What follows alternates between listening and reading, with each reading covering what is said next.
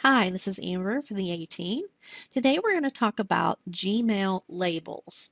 Now, a lot of people think about sorting things into folders, so I want to give you an analogy for just a moment. A folder, when you store something in a folder, for example, if I take an email and print it out and want to store it in a folder, I can only put that one printout into one folder. If I wanted to put it into multiple folders, I would have to actually make copies of that email to put in multiple places.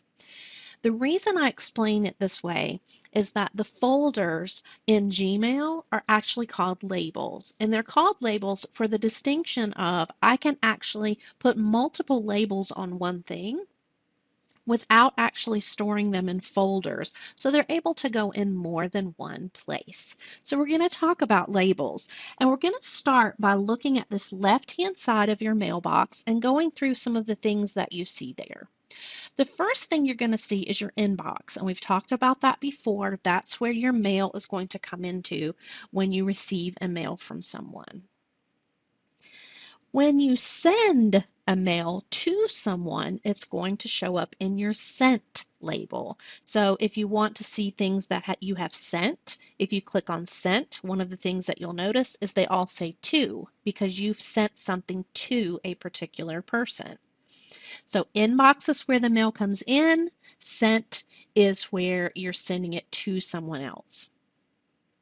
Underneath the inbox, you'll see something called starred. So let's talk about stars for a second. You'll notice that on every email to the left, there is an empty star. And you'll notice if I hover over it, it says not starred. So here is an example of how you might use stars. The way I think of stars is I think of them as something I have to do. So that I've read the email, but there's an additional thing I need to do. For example, we have been looking at this conversation thread about this workshop. Now, if there were some information I needed to send to this person, I've already read the email, but I don't want to have to mark it as unread. I really just want to indicate there's some other further action. So one of the things that I can do is go over to the right and click on the star, and you'll notice how it fills in the star. So if I go back into my mailbox, this email has a star next to it. Now I could have starred it from here, but sometimes I like to go and star it from that exact point as well. So you can star it in while you're in the email looking, or you can also just star it when you're on your inbox. Now, how is that helpful to me? Well, here's how it's helpful. As I keep getting more emails, this one's going to be pushed way down into my mailbox. So as I'm scrolling through, it might be difficult to find all the stars. So that's what your star label is for. If you click on starred, you're going to see every single email that you have put a star next to. And here's how that's helpful.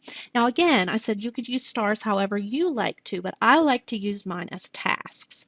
So when I finish sending this information about the workshop, I can actually deselect the star, and it's going to actually remove it from my starred list. So this to me is sort of like a to-do list. If there's something I need to take care of with regard to that email, I put a star. When I finished, I click the star and it goes away. So this kind of becomes my to-do list. But you can use starred however you wish. And again, you can see them in your regular inbox, or once you've starred something, you can go and view it in the starred folder. So that's how you use starred. And we'll talk a little bit more about that in depth in settings. Snoozed is a function that you'll learn more about in another particular video. But when you do snooze something, it will appear in your snoozed label. And so those emails would show up here. So if you've snoozed an email, it will appear in your snoozed label. So drafts are something that we've talked about. Whenever you start writing an email, it's automatically saving it. So if I start to compose an email right now and I start writing the email, maybe I haven't even said who it's to yet, but I've started writing it, it automatically starts saving it. So you'll see here how it's put the text gibberish that I put here, and once I put a subject on it, then it's going to also update that as well. So it's constantly updating it, but until I hit send, it's going to live in this drafts label. So I can close that and I haven't lost it. So that's a great thing. If you start an email, um, you don't have to worry about sending it. It's automatically saving it. So now let's talk about the files that can live beneath this. Okay, there are some things, if you see more, there's some things down here that we want to talk about. So important are things that Google deems important. And what they'll notice is if there are things that you read immediately, you always read them, they come into your box quite frequently, you reply to them, Google will start marking those as important, and those will appear under this label. Chats are those things in your mailbox that are chats. Those are also stored here. So if you've been chatting with someone, you will find it in chats. You don't necessarily have to go to chats.google.com. You will see them listed in chats. One of the things you can also do is schedule email. And if you schedule an email, it will live in the scheduled label. So let's take a look at what that looks like. If I wanted to send this email to Angie, and I say, you know, don't forget to do something. Don't forget to bring me coffee. And I don't want to send it right away. I want to send it to her first thing in the morning. If you click on the little triangle next to send, you can actually schedule your send. And you can either choose from the 3 options that are here. I want to send it tomorrow morning, but I really want it before 8. So I can pick a date and time, and I can actually pick tomorrow morning, and I can type in here, and I want to say at 6:45 a.m. I would like for this to send out. And you'll notice I can click Schedule Send. So now it's not in my inbox. It's not in my sent box because I haven't sent it yet. It actually is in my scheduled inbox, and it shows that this is going to go out tomorrow, May 5th. If for some reason you want to see more details about it, when I clicked on it, it shows me at 6:45. You can also cancel the send. This is a great way to write emails ahead of time that need to go out to your staff or to your peers or to your students at a particular time. You can actually schedule it, but I'm going to cancel this one. So once I cancel it, I'm going to actually delete it because I don't even need to keep that draft. So that's scheduled. So let's talk about spam.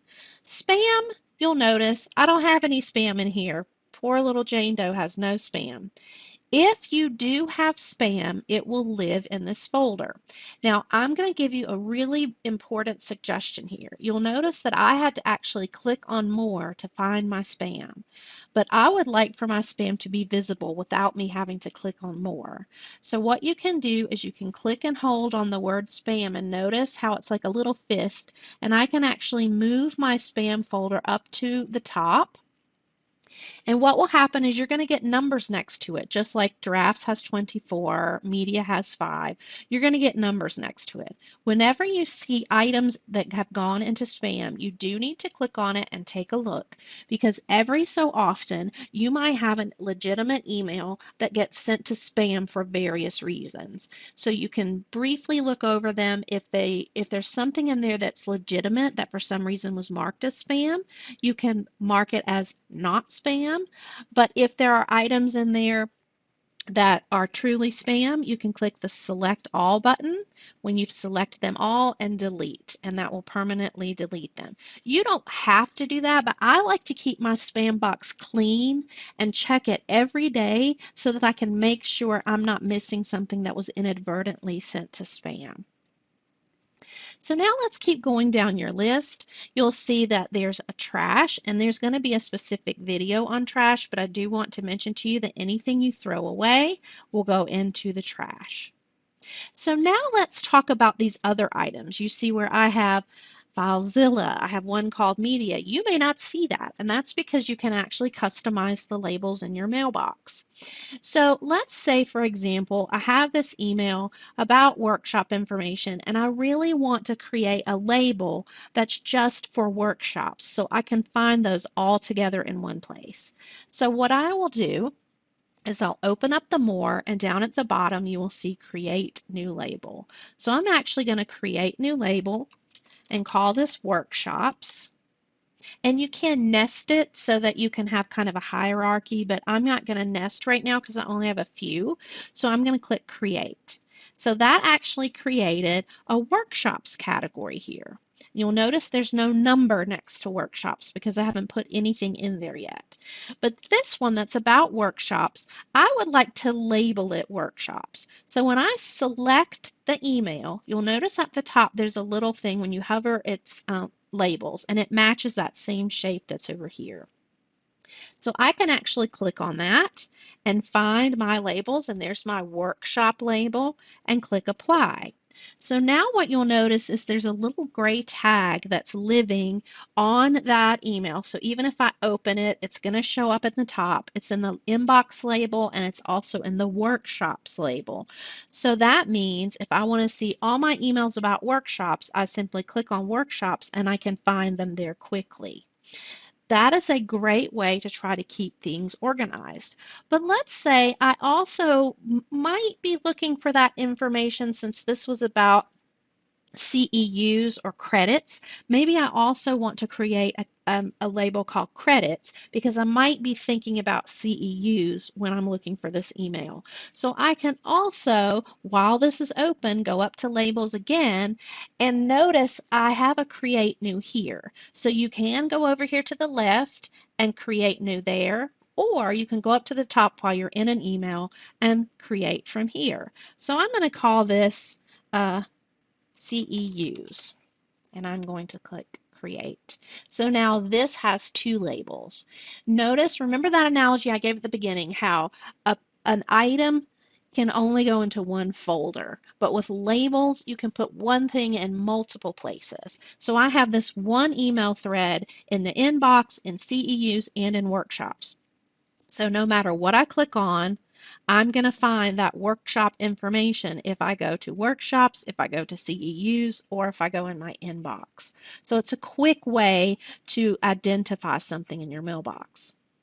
Now, the other thing that you can do with labels is you can color code them.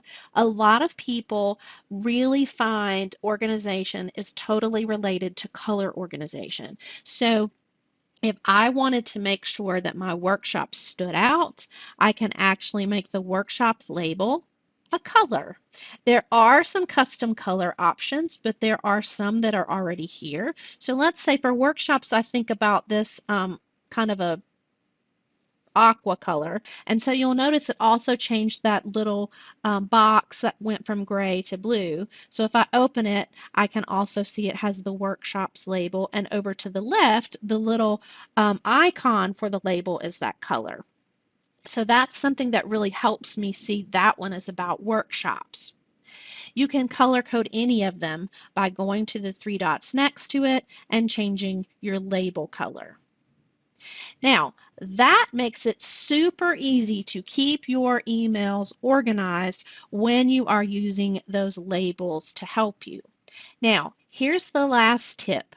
A lot of times people feel like their inbox is too full, and even if they're labeling things, it seems like too much to manage. So you can actually move an item into a label. So let me show you how that works. So I've read this email.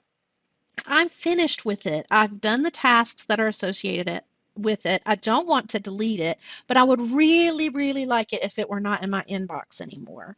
I can actually select the email and I can go up and instead of labeling it, which I've already done, I can actually move it to a label. Now I'm going to choose to move it to the workshops label, and I want you to see what happens as soon as I click workshops. It goes away from my inbox, and if I go into workshops, there it is. But remember, it was also labeled with CEUs, so even though I've moved it to workshops, I can still find it in that CEUs label. So that's a way to use labels to help you organize, but also to help you move them out of your inbox and put them somewhere where you can find them later. So that you really have a lot of power by creating labels that work for you and moving emails into those labels to keep your inbox under control.